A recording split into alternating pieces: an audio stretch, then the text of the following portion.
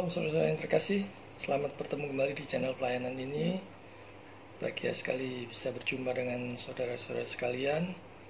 Semoga semua dalam keadaan sehat, dalam keadaan damai, dalam keadaan sukacita, senantiasa di dalam perlindungan dan pemeliharaan Tuhan. Saudara yang terkasih, pada hari ini kita akan belajar dari Yohanes pasal 14 ayat 1 sampai 14 berbicara tentang bersama-sama dengan Yesus di surga. Kita akan mempelajarinya, dan sebelum kita mulai, mohon bantuannya untuk subscribe, like, share, dan komen untuk terus mendukung kemajuan dari channel pelayanan ini. Mari kita bersama-sama membuka Yohanes pasal 14 ayat 1 sampai 14. Janganlah gelisah hatimu, percayalah kepada Allah, percayalah juga kepadaku. Di rumah Bapakku banyak tempat tinggal. Jika tidak demikian, tentu aku mengatakannya kepadamu. Sebab aku pergi ke situ untuk menyediakan tempat. Dan apabila aku telah pergi ke situ dan telah menyediakan tempat bagimu, aku akan datang kembali dan membawa kamu ke tempatku, supaya di tempat di mana aku berada, kamu pun berada. Dan kemana aku pergi, kamu tahu jalan ke situ. Kata Thomas kepadanya, Tuhan, kami tidak tahu kemana engkau pergi. Jadi bagaimana kami tahu jalan ke situ? Kata Yesus kepadanya, Akulah jalan dan kebenaran dan hidup. Tidak ada seorang pun yang datang kepada Bapa kalau tidak melalui aku. Sekiranya kamu mengenal aku, pasti kamu juga mengenal Bapakku. Sekarang ini kamu mengenal Dia, dan kamu telah melihat Dia. Kata Filipus kepadanya, Tuhan, tunjukkanlah Bapa itu kepada kami. Itu sudah cukup bagi kami. Kata Yesus kepadanya, telah sekian lama aku bersama-sama kamu, Filipus, namun engkau tidak mengenal aku? Barang siapa telah melihat aku, ia telah melihat Bapa. Bagaimana engkau berkata, tunjukkanlah Bapa itu kepada kami? Tidak percayakah engkau bahwa aku di dalam Bapa dan Bapa di dalam aku? Apa yang aku katakan kepadamu tidak aku katakan dari diriku sendiri, tetapi Bapa yang diam di dalam aku. Dialah yang melakukan pekerjaannya. Percayalah kepadaku bahwa aku di dalam Bapa dan Bapa di dalam aku. Atau tidak-tidaknya percayalah karena pekerjaan-pekerjaan itu sendiri. Aku berkata kepadamu, sesungguhnya barang siapa percaya kepadaku, ia akan melakukan juga pekerjaan-pekerjaan yang aku lakukan. Bahkan pekerjaan-pekerjaan yang lebih besar daripada itu. Sebab aku pergi kepada Bapa, dan apa yang kamu minta dalam namaku, aku akan melakukannya, supaya Bapa dipermuliakan di dalam Anak. Jika kamu meminta sesuatu kepadaku dalam namaku, aku akan melakukannya. Saudara-saudara yang terkasih, kewarganegaraan asli orang yang sudah di dalam Yesus adalah bersama-sama dengan Dia kelak di surga. Bukan di dunia ini. Di dunia ini hanyalah sementara. Itu sebabnya mengapa seringkali problem kesukaran datang bertubi-tubi pada orang percaya. Coba kita melihat di Matius pasal 16 ayat 24. Firman Tuhan katakan, lalu Yesus berkata kepada murid-muridnya, setiap orang yang mau mengikut aku, ia harus menyangkal dirinya, memikul salibnya dan mengikut aku. Ini untuk mengingatkan mereka bahwa di dunia ini hanyalah sementara, supaya mereka rindu untuk cepat-cepat bersama-sama dengan Dia di surga. Setiap orang percaya mempunyai tanggung jawab untuk hidup yang memuliakan Tuhan. Meninggalkan hidup yang hanya untuk dirinya sendiri. Seperti pesta pora, kemewahan, kemegahan, popularitas, dan apapun yang berpusat pada diri sendiri. Bermegah bagi dirinya sendiri. Sebab semuanya itu hanyalah sifatnya sementara dan sia-sia belaka, kalau tidak dipakai untuk memuliakan Tuhan. Di bagian awal tadi dikatakan, janganlah gelisah. Murid-murid gelisah jika Tuhan Yesus meninggalkan mereka. Jadi seperti anak ayam yang ditinggalkan oleh induknya. Dan sikap yang sama juga dialami murid-murid Yesus di zaman now. Ada begitu banyak problem, kesusahan, kesukaran, dan kesesakan di tengah-tengah dunia ini. Dan banyak yang berteriak, di manakah Tuhan? Hidup ini tidak adil dan sebagainya. Mereka melupakan penyertaan pemeliharaan Tuhan. Mereka hanya melihat pada problem dan kesukaran itu. Jadi seolah-olah mereka dibutakan oleh problem, kesukaran, dan kesusahan yang begitu datang menghimpit mereka, menyesakkan mereka. Sehingga mereka tidak lagi memandang Tuhan. Mereka hanya memandang pada masalah-masalah yang dihadapi. Mereka lupa akan salib, di mana kasih Tuhan yang terbesar telah dinyatakan di sana. Nah, itu artinya kalau dia sudah memilih, dia sudah menebus, tentu dia akan menolong, melindungi, dan memelihara domba-dombanya. Terus gelisah itu hanya akan menguras energi. Tetapi selalu bersyukur dan sukacita di dalam Tuhan, itu akan membawa pada suatu pengharapan akan campur tangan Tuhan di dalam setiap masalah, di dalam setiap hidup yang dijalani oleh setiap orang percaya. Kita melihat keilahian Yesus.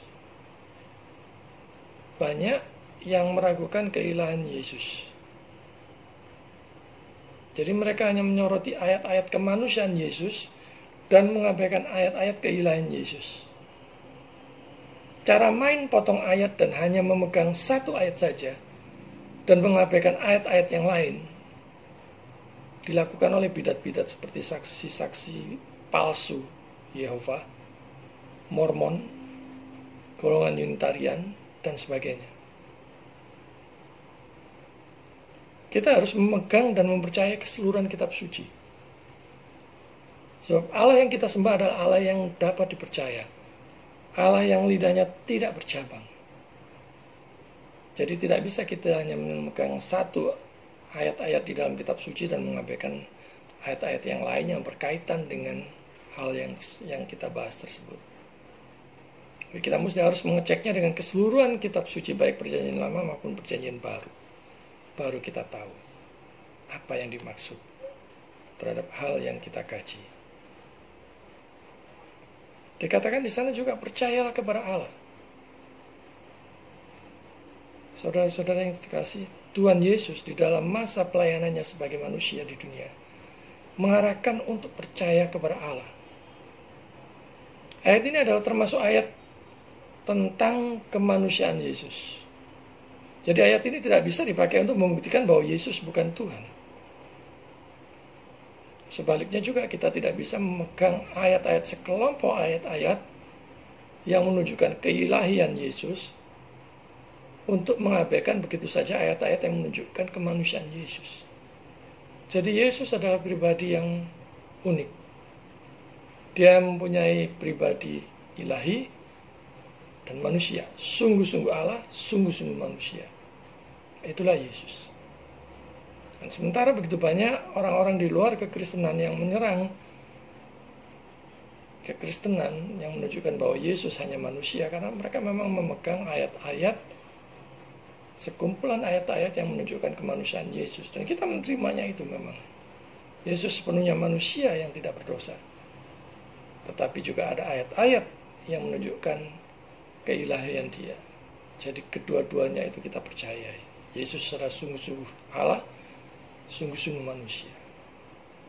Dan mungkin banyak yang bertanya, tapi manusia kan berdosa. Dosa bukan hakikat manusia. Karena pada saat Adam dan Hawa jatuh, dia juga sudah disebut manusia. Jadi Yesus adalah manusia yang tidak berdosa. Dia juga pribadi yang sungguh-sungguh pribadi Allah. Jadi natur Yesus ada dua. Sungguh-sungguh Allah, sungguh-sungguh manusia. Ditegaskan di sana, percayalah juga kepadaku. Ini ayat yang menunjukkan keilahian Yesus ya. Kita coba melihat di Yohanes pasal 10 ayat 30. Aku dan Bapa adalah satu. Nah, kalau Kelompok Unitarian menyangkalnya, oh itu kan satu kan bisa saja satu visi. Saudara-saudara, tidak bisa digali dengan cara apapun itu menunjukkan hanya satu visi. Tapi itu adalah kesatuan hakikat, saudara-saudara. Dan kelompok-kelompok yang tegar tengkuk seperti Unitarian yang menolak keilahian Yesus itu menganggap hanya itu berupa satu visi saja. Itu adalah arti yang sangat-sangat memaksakan ya. Tidak sesuai dengan konteks keseluruhan kitab suci. Wahyu pasal 1 ayat 8 firman Tuhan katakan, Aku adalah Alfa dan Omega. Ini juga tidak bisa dijawab oleh kelompok Unitarian. Kalau memang Yesus bukan ilahi, tentu dia bukan Alfa dan Omega. Tapi Wahyu 1 ayat 8 katakan dengan tegas, Aku adalah Alfa dan Omega, firman Tuhan Allah yang ada, firman Tuhan Allah yang ada dan yang sudah ada dan yang akan datang, yang maha kuasa. Kalau ini bukan menunjuk kepada Allah, saya tidak tahu dia menunjuk kepada siapa. Tapi di dalam tanya jawab, di dalam perdebatan di Surabaya, Franz Donald dari kelompok Unitarian ketika ditanya dengan tegas, jadi menurut kalian siapa Yesus? Dengan tegas dia menyatakan malaikat. Ini menunjukkan suatu penafsiran yang konyol, saudara-saudara. Dia memang sudah menolak Yesus sebagai Allah, kemudian ayat-ayat itu dibengkokkan. Dan begitu gampang, saudara-saudara, kalau misalnya ajarannya dibengkokkan dulu, terus kemudian diserang. Itu sangat mudah sekali. Karena sudah bengkok, sudah dibengkokkan dulu, baru diserang yang bengkok itu. Dia tidak berani menyerang yang, dan mereka juga tidak bisa menjawab Alfa dan Omega ini bagaimana kalau dia hanya sekedar malaikat. Ditambahkan lagi di situ firman Tuhan Allah yang ada, dan yang sudah ada, dan yang akan datang, yang maha kuasa. Kalau ini tidak menuju kepada Allah, saya pikir ini penafsiran yang konyol dan sangat-sangat bodoh, saudara-saudara. Yohanes 14 ayat 9, firman Tuhan juga tegaskan, Barang siapa telah melihat aku, ia telah melihat Bapa. Ada satu kesatuan yang harmonis. Juga Keluaran 20 ayat 3, jangan ada padamu Allah lain di hadapanku. Jadi saudara-saudara yang kasih, orang-orang yang begitu tegar tengkuk menolak keilahian Yesus tidak bisa menjawab ayat-ayat itu, saudara-saudara. Mereka membengkokkannya dengan mengatakan itu, oh itu satu visi. Tetapi pada saat Wahyu 1 ayat 8 ditanyakan, aku adalah Alfa dan Omega, mereka tidak tahu harus mengartikannya bagaimana.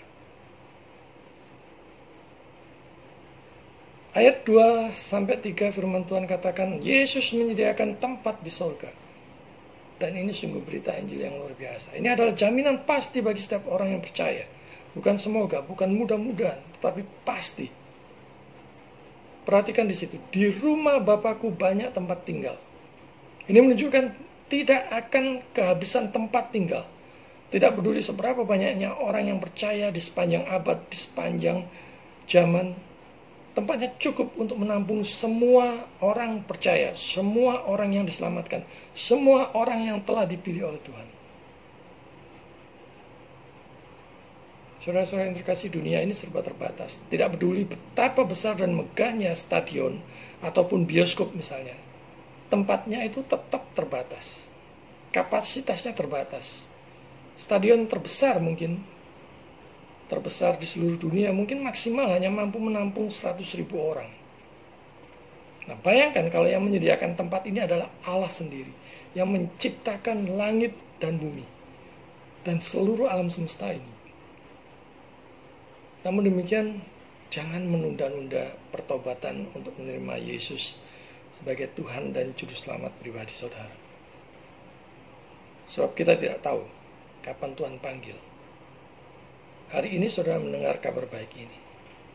Segeralah percaya dan terimalah Dia sebagai satu-satunya Tuhan dan Juru Selamat pribadimu sekarang juga. Iblis selalu berusaha mencegah saudara untuk datang kepada Yesus. Itu sudah pasti. Saudara akan diberikan begitu banyak pilihan, saudara akan diberikan begitu banyak alasan yang masuk akal, yang bagus-bagus untuk menolak, untuk menerima Yesus. Selalu diberi alasan yang bagus untuk menunda pertobatan. Selalu diberi kenyamanan dan kenikmatan supaya saudara melupakan Yesus, melupakan juru selamat sampai waktu saudara tiba di mana kemah saudara di bumi ini diambil Tuhan, dibongkar Tuhan. Mungkin itu karir yang sukses, pekerjaan yang bagus, proyek besar, istri yang cantik, pasangan yang baik hati, kekayaan dan sebagainya. Iblis bisa menyediakan semuanya itu supaya saudara lupa akan panggilan pertobatan, akan panggilan keselamatan di dalam Yesus. Namun hati-hati, jika itu sampai membuat saudara lupa untuk datang kepada Yesus, maka segala sesuatunya sudah terlambat. Seluruh orang percaya di segala tempat dan abad, semua tertampung di tempat Bapa di mana Yesus berada. Dan meski tempat itu cukup untuk semua orang percaya di segala tempat dan abad, namun tempat itu tidak berlaku bagi orang yang menolak Dia. Tidak juga berlaku bagi yang tidak percaya kepada Dia sebagai Tuhan dan Juru Selamat pribadinya. Juru Selamat adalah untuk mereka yang selamat. Kata Juru Selamat tidak berlaku bagi mereka yang tidak selamat, yaitu mereka yang menolak Dia, mereka yang melecehkan Dia, mereka yang meremehkan Dia, mereka yang menghina Dia, mereka yang menyanyiakan undangan untuk datang kepada Dia. Karena itu beritakan kabar baik ini ke seluruh dunia, khususnya keluarga terdekat dan orang-orang yang saudara paling kasihi. Ayat keempat dan kelima firman Tuhan katakan, tahu jalannya kemana Yesus pergi. Kemana aku pergi, kamu tahu jalan ke situ. Sayangnya banyak orang yang mengaku percaya tidak tahu jalannya. Termasuk Thomas, murid Yesus yang selalu berjalan kemana-mana dengan Yesus. Tuhan, kami tidak tahu kemana Engkau pergi, jadi bagaimana kami tahu jalan ke situ? Coba bayangkan saudara, Thomas berjalan langsung bersama-sama dengan Yesus, berjalan bersama-sama dengan Yesus setiap saat, melihat langsung mujizat-mujizat Yesus, tapi tidak tahu jalan ke situ. Maka jangan heran kalau di gereja juga banyak yang seperti Thomas. Mereka mungkin rajin ke gereja, rajin ikuti persekutuan, rajin ikut KKR ataupun komsel, tapi tidak tahu bagaimana iman mereka, bagaimana pengertian mereka akan firman Tuhan, bagaimana bahkan apa motivasi mereka datang ke tempat itu. Mungkin di gereja hanya untuk melihat yang sedang ditaksir, mungkin juga motivasinya hanya untuk mendapatkan berkat-berkat saja, mungkin juga saat pemberitaan firman hanya mainan HP dan sebagainya. Sehingga mereka tidak tahu apa yang mereka percaya, tidak tahu percaya apa tentang Yesus. Karena itu jangan jemu-jemu untuk memberitakan Injil di dalam gereja, di dalam persekutuan, di dalam KKR, ataupun pada saat kita visitasi dan melakukan doa. Sebab dunia ini penuh dengan kekacauan dan terus akan mengikis firman Tuhan yang ditaburkan oleh para pelayan-pelayan Tuhan. Mungkin dengan hoax, mungkin dengan problem, mungkin dengan berbagai macam cara sehingga membuat seseorang lupa apa yang telah pernah dia dengar. Kabar baik dari Yesus. Ayat 6 dikatakan di situ, Yesus adalah jalan dan kebenaran dan hidup. 3 tingkatan ya, ada 3 tingkatan di situ. Jadi dia meletakkan 3 tingkatan seolah-olah dia telah mengatakan bahwa dia adalah permulaan, tengah, dan akhir. Karena kita harus mulai dengannya, terus di dalam dia dan mengakhirinya di dalam dia. Kita tentu seharusnya tidak mencari kebijaksanaan yang lebih tinggi daripada yang membawa kita kepada kehidupan yang kekal. Dan dia bersaksi bahwa kehidupan ini dapat ditemukan di dalam dirinya. Sekarang metode untuk mendapatkan kehidupan adalah menjadi ciptaan baru. Kita tidak boleh mencarinya di tempat lain. Dia adalah jalan itu yang dengan sendirinya kita bisa masuk sampai di sana.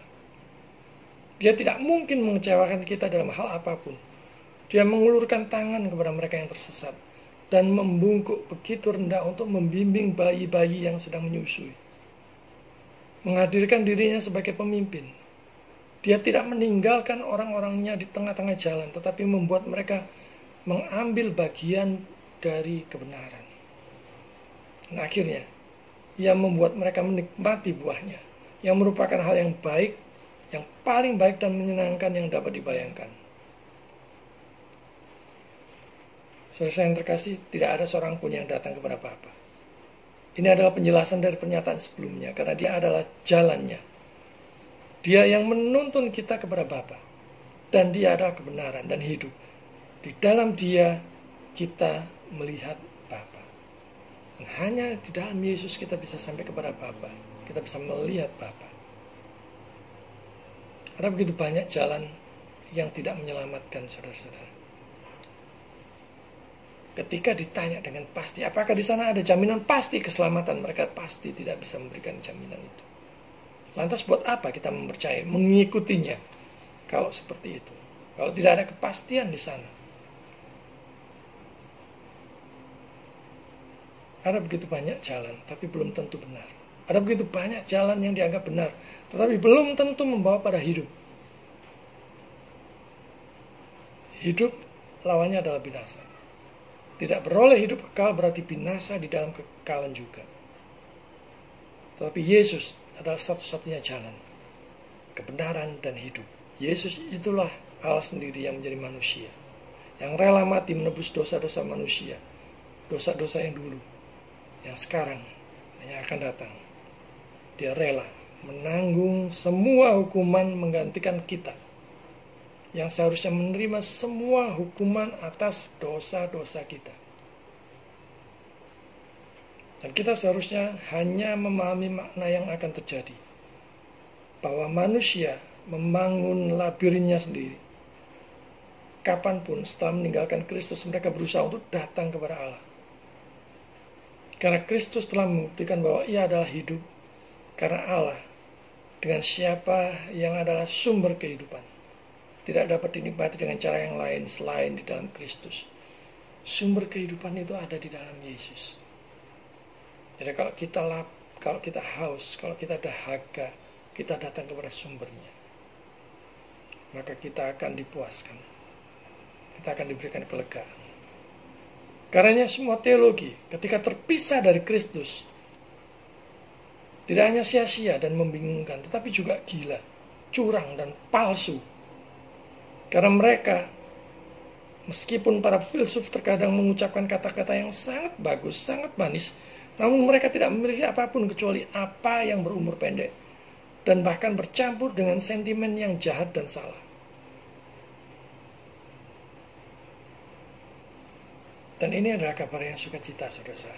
Yesus adalah satu-satunya jalan, satu-satunya cara. Tidak ada seorang pun yang datang kepada Bapa kalau tidak melalui Yesus. Ayat 6 tadi dengan tegas mengatakan. Sekali lagi perhatikan.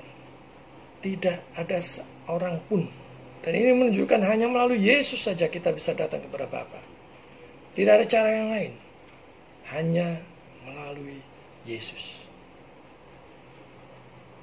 Andaikan saudara mendapatkan hadiah ulang tahun berupa cincin berlian di dalam kotak. Dan cincin itu adalah keselamatan. Kotak itu adalah Tuhan Yesus. Saudara menolak kotak itu, saudara tidak akan mendapatkan cincin berlian itu. Saudara menerima kotak itu, saudara mendapatkan berlian itu. Sekalipun iman percaya itu anugerah, tetapi saudara mempunyai tanggung jawab untuk menerimanya. Karena hari ini saudara telah mendengarkan Injil yang saya sampaikan, bahwa Yesus adalah satu-satunya jalan kepada Bapa. Maka taklukkanlah dirimu, tundukkanlah dirimu, terimalah dia, maka engkau akan selamat. Tidak ada jalan lain ataupun cara yang lain, termasuk jika saudara mengandalkan perbuatan baik saudara. Merenungkan perbuatan baik yang mana yang bisa mengantar saudara ke surga. Dan kalau misalnya itu saudara anggap bisa, pertanyaannya adalah, mengapa itu bisa menyelamatkan saudara. Saudara bisa merenungkannya sendiri. Yesaya 64 ayat 6 firman Tuhan katakan, demikianlah kami sekalian seperti seorang najis, dan segala kesalahan kami seperti kain kotor. Perhatikan di situ. Segala kesalahan, bukan segala dosa-dosa yang seperti kain kotor, tapi segala kesalahan kami seperti kain kotor. Kami sekalian menjadi layu seperti daun, dan kami lenyap oleh kejahatan kami seperti daun dilenyapkan oleh angin. Di hadapan Allah yang Maha Kudus, saudara bisa membayangkan sepersekian triliun mikron kecilnya dosa itu sudah menjijikkan bagi Allah. Termasuk juga kesalahan-kesalahan yang menurut saudara itu layak bagi Tuhan. Itu seperti kain kotor, saudara-saudara. Dan Roma pasal 3 ayat 10 firman Tuhan katakan, seperti ada tertulis, tidak ada yang benar, seorang pun tidak. Tidak ada seorang pun yang berakal budi, tidak ada seorang pun yang mencari Allah. Semua orang telah menyeleweng. Mereka semua tidak berguna, tidak ada yang berbuat baik. Seorang pun tidak. Jadi Roma pasal 3 ayat 10 ini menjawab jika saudara merasa diri saudara cukup baik, atau bahkan mungkin lebih baik dari orang lain, saudara bisa mempelajari Roma 3 ayat 10. Jadi sekali lagi, firman Tuhan katakan, akulah jalan. Thomas akan dengan senang hati telah mendengar apa yang Kristus ingin lakukan di surga. Karena kita tidak pernah menjadi lelah dengan spekulasi yang rumit itu. Tapi sangat penting bagi kita untuk menggunakan pelajaran kita dan bekerja di dalam penyelidikan yang lain. Bagaimana kita tidak dapat menjadi bagian dari kebangkitan yang telah diberkati. Dan barang siapa yang memperoleh Kristus tidak menginginkan apa-apa. Dan oleh karena itu siapapun yang tidak puas dengan Kristus saja berusaha mengejar segala sesuatu yang melampaui kesempurnaan yang mutlak. Sebab hanya Yesus saja yang sempurna. Sebagaimana Kristus adalah jalannya, orang yang lemah dan bodoh tidak memiliki alasan untuk mengeluh bahwa mereka ditinggalkan olehnya. Dan karena dia adalah kebenaran dan kehidupan, dia juga memiliki apa yang cocok untuk memuaskan dengan cara yang paling sempurna. Saudara-saudara yang terkasih, semua orang percaya dan mengakui bahwa kebahagiaan manusianya terletak pada Allah. Tetapi mereka kemudian salah di dalam hal ini, bahwa mencari Allah di tempat lain selain di dalam Kristus itu hanya menuju kebinasaan. Jika ada orang yang berpaling dari Kristus, ia tidak akan melakukan apapun kecuali tersesat. Jika ada orang yang tidak bersandar kepadanya, ia tidak akan memberi makan di tempat lain tanpa apapun kecuali angin dan kesombongan. Jika ada manusia yang tidak puas hanya dengan dia, ingin pergi lebih jauh, ia akan menemukan kematian, bukan hidup. Saudara saya yang terkasih, mengenal Yesus berarti mengenal Bapa. Filipus telah lama bersama dengan Yesus tapi belum mengenal dia. Dan banyak juga orang Kristen yang demikian. Lama ikut Yesus, bahkan melayani dia, tetapi tidak mengenal dia. Tuhan Yesus menegaskan, barang siapa melihat aku, ia telah melihat Bapa. Saudara yang terkasih, kata Bapa di dalam ayat-ayat ini tampaknya digunakan dengan mengacu pada sifat ilahi atau kepada Allah yang diwakili sebagai Bapa. Mereka yang telah melihat dan mendengarnya dapat dikatakan telah menjadi pandangan yang nyata tentang Allah. Ketika Yesus berkata, telah melihat Bapa, ini tidak bisa merujuk pada esensi atau substansi Allah, karena dia tidak terlihat. Dan dalam hal itu, tidak ada manusia yang pernah melihat Allah kapan saja. Semua yang dimaksudkan ketika dikatakan bahwa melihat Allah adalah bahwa beberapa manifestasi dari dirinya telah dibuat, atau beberapa penampakan yang seperti itu kita dapat mempelajari karakternya, kehendaknya, rancangannya, rencananya. Tidak dapat berarti bahwa Dia telah melihat Yesus dengan mata jasmani, memiliki pengertian yang sama dengan melihat Allah. Tetapi dia telah menjadi saksi atas mujizat-mujizatnya dan transfigurasinya, yang telah mendengar pengajaran-pengajarannya dan mempelajari karakternya, telah memiliki bukti penuh akan misi ilahi dan tentang kehendak serta tujuan Bapa mengirimnya. Ayat 10 dikatakan, Aku di dalam Bapa dan Bapa di dalam aku. Pengetahuan tentang anak itu sendiri tentu saja pengetahuan tentang Bapa. Ada persatuan yang intim dalam sifat dan desain mereka, bahwa dia yang memahami, yang dipahami juga oleh orang lain. Kita bisa melihat itu di Matius 11 ayat 27, Lukas 10 ayat 22, dan Yohanes 1 ayat 18. Jadi percaya Yesus juga melakukan pekerjaan-pekerjaannya. Percaya Yesus itu anugerah, saudara. Itu karya Roh Kudus. Orang yang percaya Yesus ada Roh Kudus di dalamnya. Ada Roh Kudus berarti ada buah-buah, yaitu hidup bagi kemuliaan Tuhan. Hidup memuliakan Tuhan. Hidup yang sudah diubahkan, yang sudah dilahirbarukan. Jika ada orang Kristen yang mengaku percaya Yesus, tapi sama sekali tidak melakukan seperti yang Yesus lakukan, atau yang Yesus kerjakan, saudara, jangan-jangan itu iman yang palsu. Iman yang hanya di bibir saja, atau sebatas pengakuan saja. Murid Yesus berarti mengerjakan amanat agung. Murid Yesus berarti mengerjakan pemberitaan Injil. Murid Yesus itu memuridkan. Memuridkan sampai berlipat ganda. Sampai murid itu bisa melakukan seperti yang ia lakukan, yang ia kerjakan. Sehingga dengan demikian saudara-saudara terus berlipat ganda. Janjinya melakukan yang kita minta. Ini adalah janji yang memberi pengharapan besar bagi setiap orang percaya. Janji ini jangan disalahgunakan dengan motif yang salah, seperti untuk kepentingan pribadi, kepentingan yang egois, ataupun yang lunjak, yang kurang ajar kepada Tuhan. Seperti minta kapal terbang, minta mobil mewah, yang hanya memuaskan egonya sendiri. Ayat ini harus ditafsirkan sejalan dengan ayat yang lain, yaitu jadilah kehendakmu. Seringkali kita tidak tahu saudara apa yang kita minta. Tetapi Allah tahu apa yang kita butuhkan. Allah tahu apa yang baik bagi kita. Dan semua permohonan kita, baik yang sepele maupun yang berat, harus dengan motivasi dipakai untuk memuliakan Tuhan. Seperti misalnya meminta pekerjaan, bisnis, usaha, studi, karir, harus dipakai untuk memuliakan Tuhan, untuk mendukung pelayanan bagi Tuhan. Bahkan doa yang mengubah segala sesuatu, jadi bukan doa yang mengubah segala sesuatu. Lagu ini sangat populer ya, sangat terkenal. Doa mengubah segala sesuatu. Pertanyaannya adalah siapa yang berdoa? Yang berdoa kita. Berarti yang mengubah segala sesuatu kita gitu. Jadi segala sesuatunya tergantung kita. Saudara-saudara, ini secara teologis menyimpang lagu ini. Bukan doa yang mengubah segala sesuatu, tapi Allah yang berdaulatlah yang mengubah segala sesuatu dalam ketetapannya, dari kekekalan sampai kekekalan.